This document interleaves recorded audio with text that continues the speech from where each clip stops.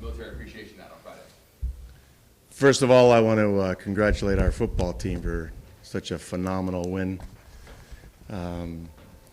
All the boys were literally getting texts and getting the updates on the bus at the end of the game, and so really proud of them and really proud of their efforts.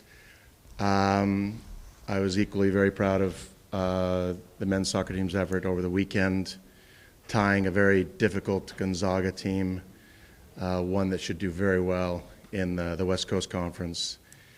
And then, of course, a Seattle University team that was ranked in the top 25 in the country at the beginning in the preseason polls. And so come away with a tie and a win, almost 2 wins. Was a great start for us on the heels of beating UNLV at home. So we have a very important match against the Air Force Academy that's coming Friday night. Aside from the fact that it's a very important game for us, for both teams on the field, it's going to be used as a night to honor all the men and women who have served in our armed services, our armed forces, who currently and who have dedicated themselves to this country, and for all the first responders on that historic day, September the 11th.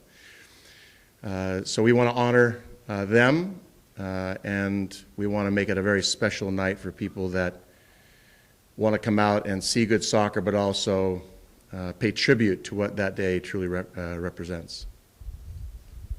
All right, talk a little bit about Gonzaga. Did they not have a lot of shots on goal during that game? They did. In fact, defensively, that's probably the area that we have grown the most. It is an area that we have really concentrated on since the spring, because defending well allows us to stay in games. Certainly the play of Wade Hamilton, who we're very proud of, is making the Big West Player of the Week and also the Big West Soccer Defender of the Week. He obviously came up big for us on a number of occasions, which allowed us to stay in the game. We actually gave them way too much time and space and probably a little bit too much respect in the second half.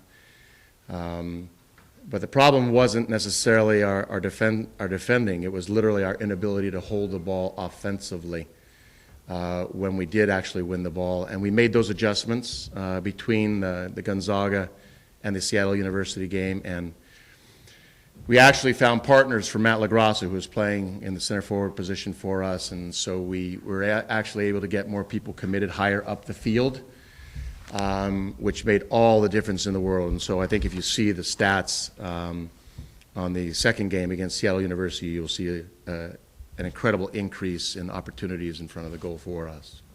What do you expect from Air Force?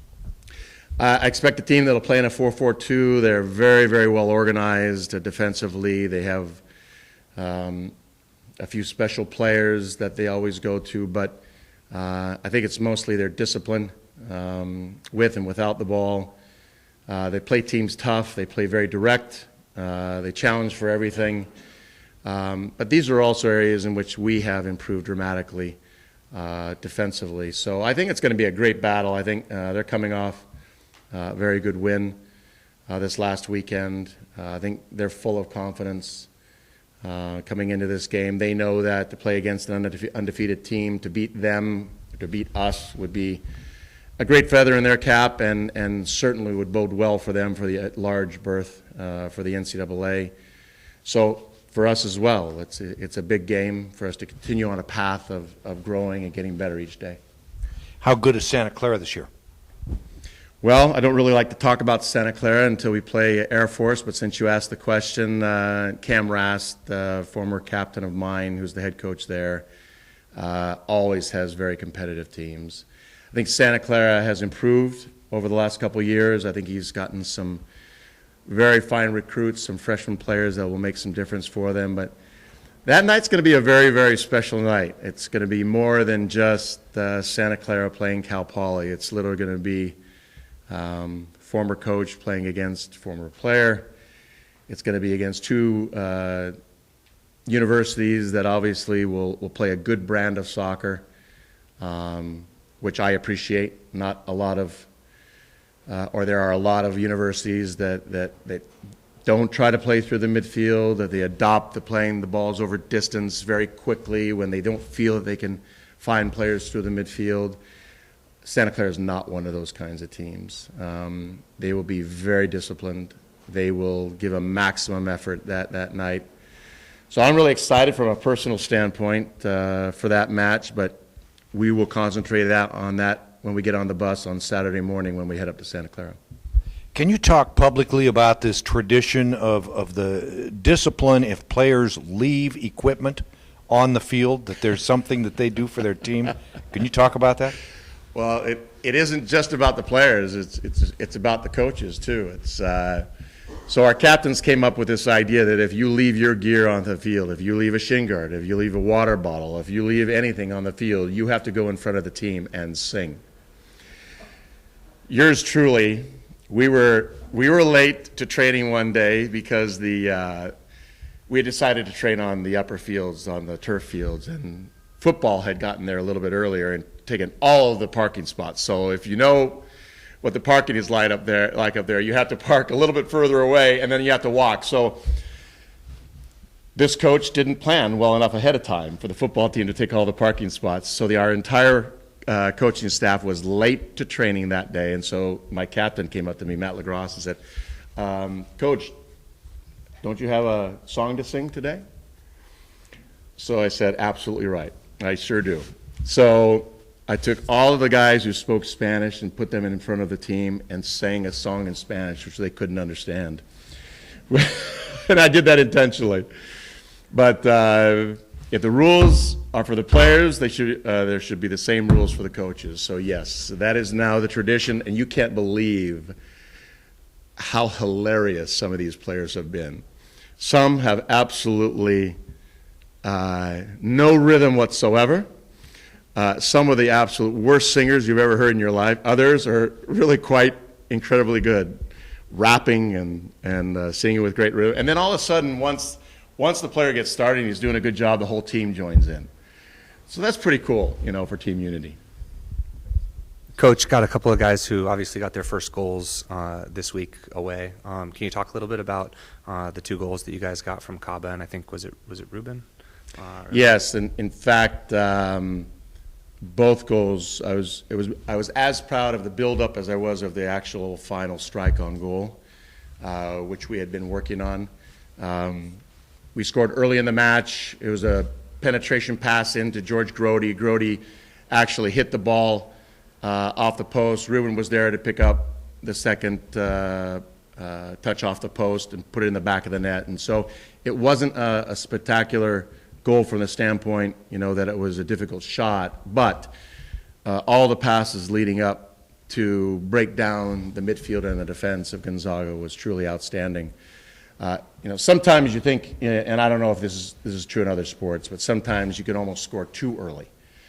Then a team gets a sense of maybe overconfidence, and I think, maybe at that point they thought the game was going to be easy, but it was absolutely the opposite.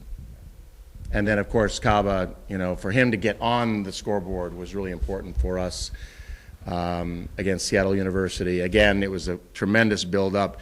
And one of the things we've been working with Caba on is just having a little bit more patience in front of the goal and composure in front of the goal. If you know and have seen, he could literally be a linebacker for Tim's team, and do quite well. This is one of the biggest, strongest forwards we have, in the country, and if we can get a soft touch on this young man, he can do great things. Who's made an impression on you in the first 3 games? Obviously, it's just a couple of games, but who's stood out for you on your team? Matt Lagros is our center forward. He's playing out of position. He normally has played as a central midfielder. That's probably where he would say is his strongest position. In most of last year, because of injuries, he had to play as a center back, and so we have converted him into a center forward. He does a beautiful job of holding the ball for us and scoring goals. And I think he's actually quite happy playing there. George Grody has come in as a freshman and has done exceptionally well. Obviously, Wade Hamilton in goal. Cody Wakasa, converting from a number 6 holding midfielder to a center back, has done exceptionally well for us. And I think one of the players that just never gets enough credit is Kip Colby. You know, he gets forward from the outside back position. You know, he gets forward and makes final passes and defends exceptionally well. And then of course, Ruben Duran and Austin Wilcox. I mean, all three of those players in the midfield have done an exceptional job for us. Ruben, who was with a member of our youth national team, is now starting to find his rhythm, and he's demonstrating why he was part of that national team. What's Chase Minter's status? I saw him limp off the field again. I know he's been dealing with looks like a nagging leg injury. Can you give me Chase an is update? a marked man. Chase is literally one of the top 30 players that has been nominated for the Herman Mack Award, and he and Matt LaGrassa are marked men on the field, and so he gets beaten up. I mean, he gets marked tightly every single game, and I think he's handling it very well. Very mature player, combines well for us in the midfield, holds the ball beautifully for us. But you know, it's like any other great player in any sport. You know, when you start to earn respect, they're gonna show you that respect by marking you even tighter. So he's got to find ways to be a lot more mobile, looking for the ball and getting involved in the game, and I have no doubt that he'll find that rhythm. Coach, you know, fantastic start. If you had to nitpick, what would you like to see improved thus far? Well, you would have seen me nitpick in our film session after the Gonzaga game, and the nitpicking was our inability to get players to combine with Matt LaGrassa and to join in with him. Literally, Matt was on his own against Gonzaga, playing up top, and the players responded beautifully. Again, getting Ruben higher up the field from the midfield position. Noah Czapleski is another player who I think as a freshman has come in and done really, really well. Replaced Jack O'Connor, who was injured with an ankle injury. He gets up and down the field, which we've needed.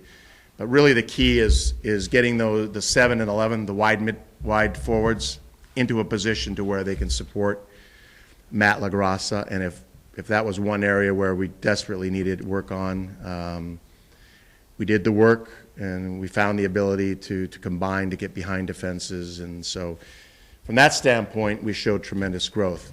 Going forward, we're going to continue to have to show that kind of growth in order to continue winning games.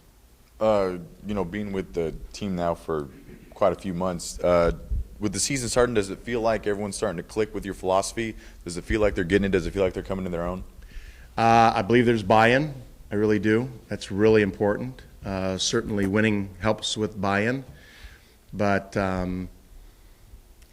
whether it's focusing on the defensive side of our game or challenging them, they continue to meet those challenges, whether it be tactically or technically or physically. I mean, we worked really hard today.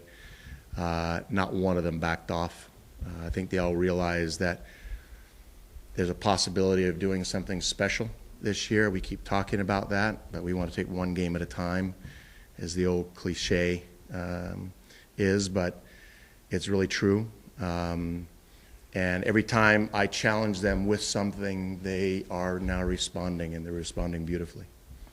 All right. You mentioned, you talked about Wade a little bit at the beginning. Going to that a little bit more, is, you know, what's it like having him as like the last line of defense for Cal Poly? Well, no team can do well at any level without an outstanding goalkeeper. Wade is just that. I think having a full-time goalkeeper coach in Ignacio Hernandez, training with him every single day on the finer points of the game has really helped. He's responded beautifully. He's got an incredible work ethic. And then it raises another 10% when the game comes. So he's done a much better job of communicating with the players in front of him and organizing his back line in front of him. But when there's a need to make the big save in the big moment in the big game, he does it. And that's what I think separates himself from many of the other goalkeepers in the rest of the country.